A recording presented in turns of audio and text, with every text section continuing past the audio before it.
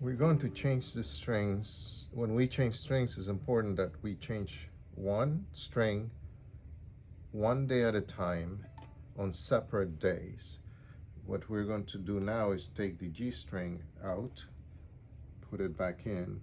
Tomorrow, you'll do the D string, the next day the A string, and the last day the E string. You're going to need a few things: a card, pencil, possibly flat nose pliers, and steel wool. So you're going to take the G string out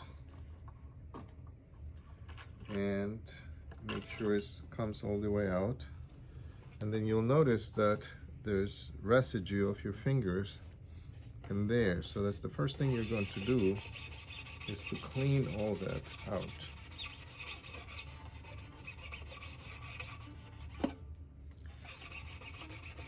Once that is clean, you're going to take a number 2 pencil or softer, and you're going to just go back and forth at the top of the bridge, and it's going to create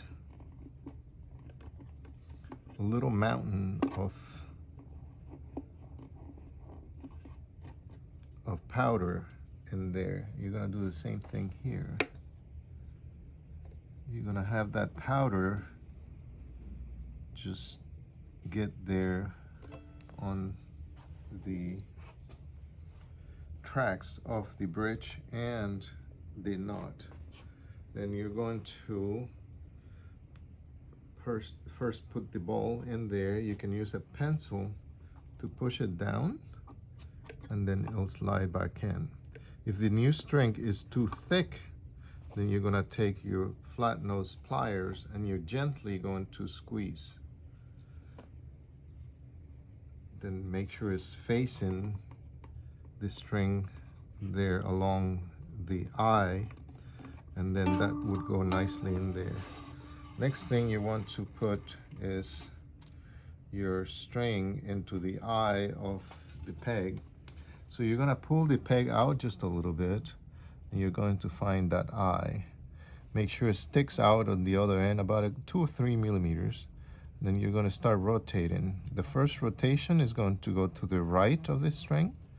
Then you're going to bring it, and you're going to hold it against the wall of the peg and start winding the peg, and you're pushing the peg, not hard, but you're pushing it firmly. That is going to create friction between the string and the wall, the inside wall, and that it will mechanically pull the peg towards the inside, and that is what makes the peg stays.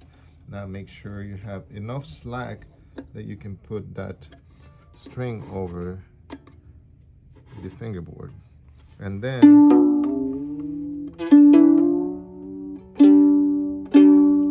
you're going to tune it, and it's going to, for the next 15 minutes, is going to be going out of tune, and that's what you want. Once it's stabilized, you can start playing.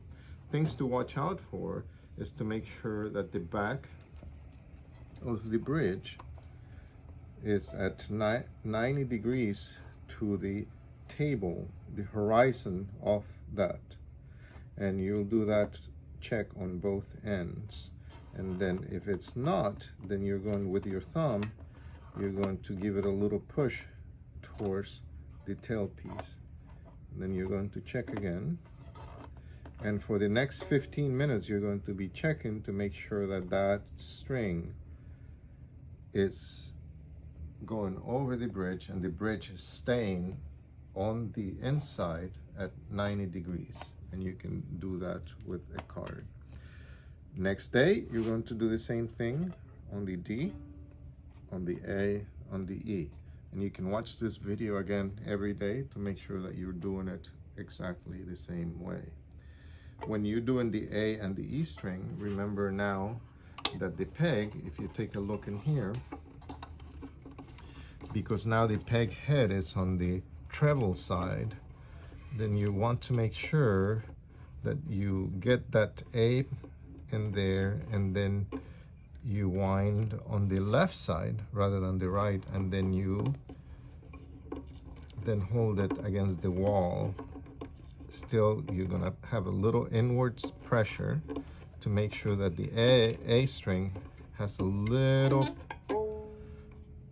mechanical pressure against the wall. And then you're going to make sure you check everything in there. 90 degrees every day for the next week. You're going to check that bridge. And it's good to check it periodically as you play. So, quick review. Take the string out, clean, loop here, loop at the nut, put the new string, use the same pencil to push it in. If it's too thick, you use the pliers.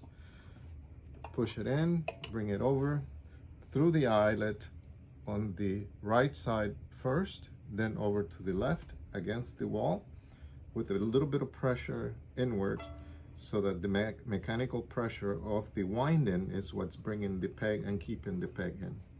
That's all.